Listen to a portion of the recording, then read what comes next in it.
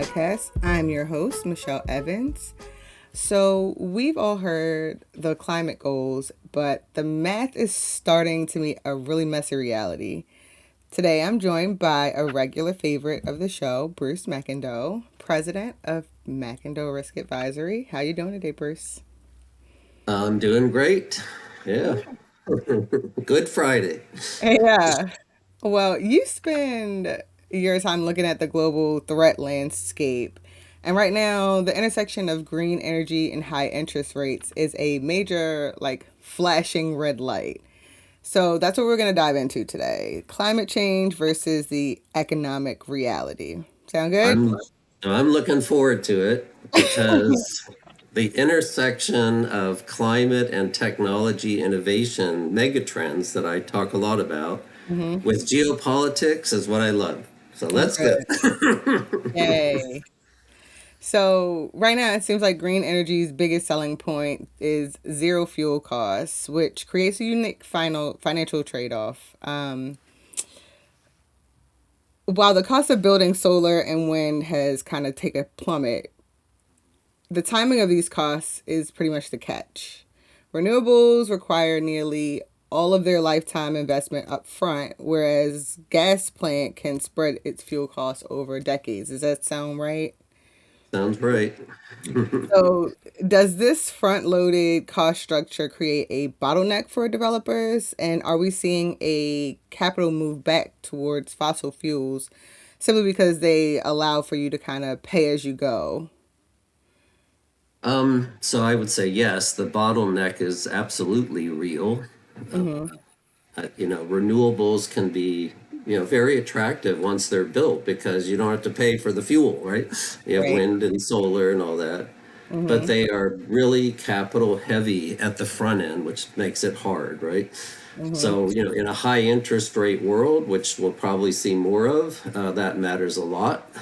Projects become a lot harder to finance, then timelines slip, and a lot of deals don't close either Hmm. because of that or even politically, right? We saw that with wind energy. So, oil and gas are really different. The financing model, one, is very familiar over decades, right? Hmm. The infrastructure is largely there, so cash flow is easier for investors to not only understand, but they see how it works today, right? So Hmm. they're more comfortable. But the war, and this is where the geopolitics comes in, the war in the Middle East, adds a second reality. So it's no longer just about the cost of energy, it's about the cost of dependence on energy, right? Hmm. So if your economy depends on oil or LNG, Hmm. moving through the vulnerable sea lanes like the Straits of Hormuz, it's a very real strategic risk. So that calculation is now different, right? Hmm. So while some capital may move back to fossil fuels in the short term because it's going to happen anyway. There's a lot of rebuilding to do. And the war is pushing governments and businesses, right, to invest more now in domestic resilience. That means more local generation, Hmm. storage, grid technology, electrifying things, all of that. So that's why I'm saying that the transition is not being ending; it's being kind of reframed, right? Hmm. So we talk about this, age old, just peak oil debate, right? When are we going to run out of oil, right? So that Right. fear was on peak supply. The new debate out there is peak demand, right? When oil demand stops growing because countries and businesses decide that dependence is too risky and too Hmm. costly, so that they move on to other sources, which is renewables. So that's kind of the environment that we're in right now. Long answer. Good answer. So while green energy startups are basically starving for capital and struggling with debt, these legacy oil companies and gas companies are essentially just sitting on mountains of free cash flow. They have a low debt and high margins, meaning they don't need to court the same expensive lenders that these green competitors do. But what does that tell us about the durability of fossil fuel infrastructure when it's actually thriving in the exact economic environment that it was supposed to accelerate its replacement? It tells us that fossil fuels are deeply embedded in the global system and Yeah. will be for a long, long time, as I report out when I'm doing briefings on this, decades, right? Hmm. So this is not just about fuel, it's about all the infrastructure, pipelines and ports and shipping, but also military power, capital markets, decades of operating experience, all these heavy things. And when the Hmm. world gets unstable like it is now, the old systems look safer because people know how they work, both Right. technologically and financially, right? But the catch is the system that, old system can be durable, but it's still fragile, which is what we've seen, right? And so that has come to the forefront. So the war is showing us that the legacy energy system remains heavily exposed to what we call concentration risk, right? So I can hit an LNG plant in the Middle East and blow out LNG shock to all of Asia or the Eastern Hemisphere, right? So just Hmm. one, that's concentration risk. So too much, still runs through too few, kind of choke points, few suppliers. Anyway, so that's that. So the lesson is not that fossil fuels are unbeatable. The lesson that we're learning is that the old system has staying power, Hmm. but it also has visibility now that it's clearly a demonstrated strategic weakness for both countries and businesses. So that's why I would say countries, but also businesses are moving to what we call a dual track model, right? Keeping the legacy system running because they still need it, but investing now heavily in removing that dependence. And, China has been a poster child for this. And we talked about China in prior, Right. podcasts. And, they have looked at this dependence and they are, have systematically invested huge amounts of money in reducing their dependence on fossil fuels. And the only reason I'm bringing this up is last month, China actually put out a statistic that their clean energy, electric energy, reached 52% of their energy requirement, exceeding fossil fuel capacity for the first time, right? Mm. So they have actually moved the needle from huge coal and oil, fossil fuel dependence. Now they've entered the green zone. And so, yep, the war is reminding everyone why over dependence on them is also a vulnerability. So, Yeah. And so the energy transition is moving at two different speeds. You have the wealthier nations with the stable institutions and access to the cheaper credit, they're all pulling ahead, while developing economies are being left with basically the fossil fuel bag because they can't afford these costs. How is the uneven pace reshaping global power dynamics, and which regions are most at risk of instability and as the gap between climate ambition and economic reality kind of widens? definitely widening. Mm-hmm. And this is, one of many factors creating a more divided world that Yeah. we can talk about how that, mixes with lots of other issues, whether it's, climate change itself, how certain countries are more vulnerable and don't have the finances to mitigate that, right? Right. So it comes down to, as always, countries with money, capital, technology, stable institutions, and good industrial policy can move faster, leaving the have-nots in really any of those dimensions behind, right? Mm-hmm. So this is a challenge. So these countries that are moving ahead, they can diversify suppliers, they can upgrade their grid, they can subsidize domestic capacity and absorb these kind of shocks more so. So countries without that clearly, much harder road.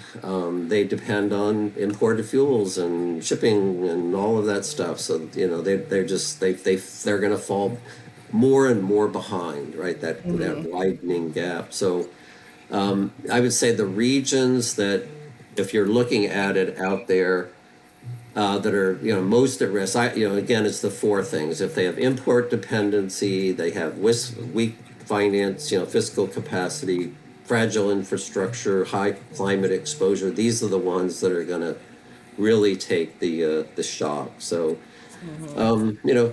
it's a fact, and something that as the world fragments, we've lost institutions that look at things more holistically. Yeah. We're going to have to rely on spheres of influence or regional cooperation especially in Africa and elsewhere, to deal with this. Yeah.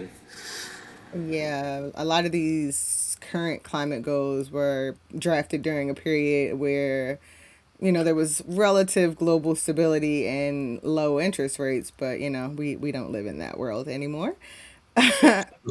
There's a lot of compounding pressures, conflict, inflation, fractured supply chain. But the breakdown of these global institutions that were supposed to coordinate this transition, we're seeing a move away from the global village towards, like you said, a more fragmented protectionist world where the policy is being swallowed up by industrial and national security policy. And Bruce, as we see this decline in the multilateral agreements, are we essentially entering a race to the bottom where countries prioritize their own industrial survival over the collective climate targets? Or, and in this fragmented world, who's left to enforce or even fund these global goals that we set all these years ago? Yeah, I guess this is a little bit of a carry on from the picture I was just painting Mm-hmm. around, right? The haves and have-nots and the Yep. fragmented. So, we're definitely entering, even prior to the war to the war in the Middle East, a more fragmented world, right? And but I would not call this a race to the bottom. I would call it, a push for, or a race for strategic advantage. That Okay. would probably be a good way to do that. Governments especially are asking harder questions now than they did, right? And Mm-hmm. when I go back to China, they've been thinking about these questions. Where does our energy come from? What happens if the shipping lanes are disrupted? Which inputs do we control? Which ones control us? They thought about this, years, decades ago. Many 5-year plans ago. Mm-hmm. And that's not only with energy, but it's all moving of goods, right? Shipping through the Yep. straits and that kind of thing. So this means that climate policy is no longer a standalone kind of issue, right? And I'm actually saying that this is going to be a positive thing that's Okay. coming out of this horrible situation, right? Because it's now being absorbed into industrial policy, trade policy, national security, which is, that changes everything. Yeah. So I guess, the old model assumed more global coordination and shared ambition, trust, right? Mm-hmm. And now we have, No. unfortunately, less of all those things, right? Yeah. So, it just, progress becomes more complicated. So what replaces that? So, it's going to be a patchwork, big states, regional blocks, development banks, all of that is going to be in there. So there's no clean global framework. And that's where I said before that you're going to end Mm-hmm. up in these like spheres of influence, or, like global south will come together or whatever. So for business, let's get back to Mm-hmm. that. What I'm saying to business is, the implication is clear. Do not assume one coherent global rule book, period. Mm-hmm. Right? And they have to plan for the world of competing models, competing subsidies, competing strategic priorities, blah blah blah. Why so many of the companies that I'm working with, large companies, are now looking at regionalizing their businesses into 2 or 3 regions.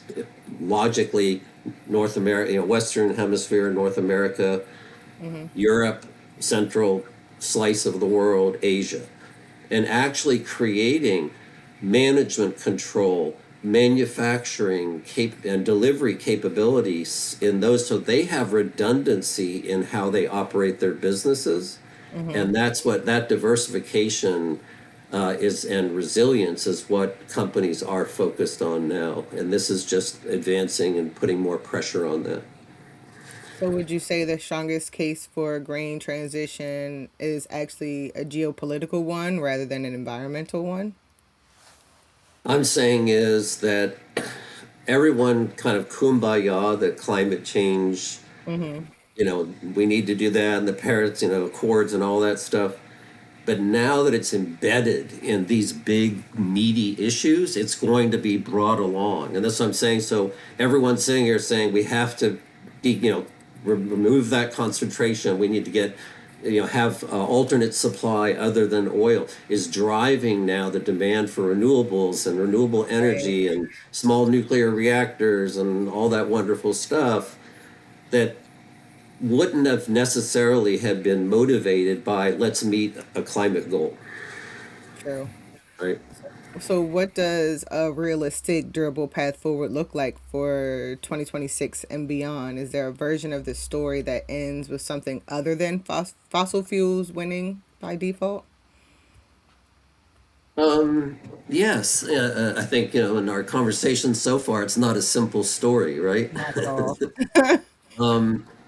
I would say, it's, and I guess before, the realistic path is clearly hybrid. It can't be one or the Mhm. other. So oil and gas absolutely are not disappearing tomorrow by any chance. The legacy system is embedded. The demand is not collapsing. It's actually increasing, even though and renewables will overtake it probably in the 2050 timeframe now. Mhm. So at the same time, countries as they invest in renewables, they're going to be, you know, looking at that resilience mix. And for some countries that are, you know, part of the nuclear family, it will have nuclear to work with, but obviously, electrification and solar and all of that. So, it's not going to be a clean handoff from the one era to another. Yeah. It's going to be a long overlap as things go. So I think for businesses, which is what I always like to come back to, Mhm. the practical response is pretty straightforward for them. And I think we've hit on these, and I'm just going to put it again. Yeah, sure. Diversifying suppliers and supply, reducing single route, kind of maritime exposure, especially when they open the Arctic. Map your actual energy dependencies, not only on you, but your, let's say tier 2 and tier 3 partners as well, and look at how you have local and contracted power options within your operating arena, and treat energy resilience as part of what I call enterprise resilience, meaning enterprise, people talk about organizational resilience, yes, but it's actually enterprise resilience because it's you and all of your suppliers through the tiers, right? If all of that is resilient, you continue to operate. So, yeah. So I guess, I would say it's not that the transition's possible, but it's will the surrounding infrastructure move enough and seriously enough to meet what The the demand, yeah. challenges ahead. Yeah. I think actually that might be a good place to stop because I feel like you gave some really good advice for these businesses to kind of prepare themselves for this eventual prolonged transition. Hmm. Do you have anything else you may want to add? I think the only thing that also is in looking ahead, where about investments, right? Where Hmm. are investments? And if we follow this trail and say, there's no magical solutions, but there are some very practical things out there that are going to become more and more critical. We've already seen better batteries. Yep. Grid scale storage is coming online. Smart grid controls, the demand response. So as we everyone goes home at night and plugs in their electric cars, you get this, huge demand, Right. spurt, efficiency technologies, all that. So, and I mentioned small nuclear reactors and other nuclear Mhm. advances. So, as you're looking to invest in the next, let's say, decade, these are going to become the key tools for us to achieve where we need to be. So, there's not going to be any like miracle technology. I would keep my eye on these and bet on them. So, Awesome. Oh, Bruce, it's always so great talking to you, especially about these topics where I can tell that you are pretty I love passionate it. about. Yeah. Well, thank you all so much for listening. For more information about member news, events, and programs, visit WTCI.org and be sure to follow us on all social media at WTC Institute. And we will see you next time.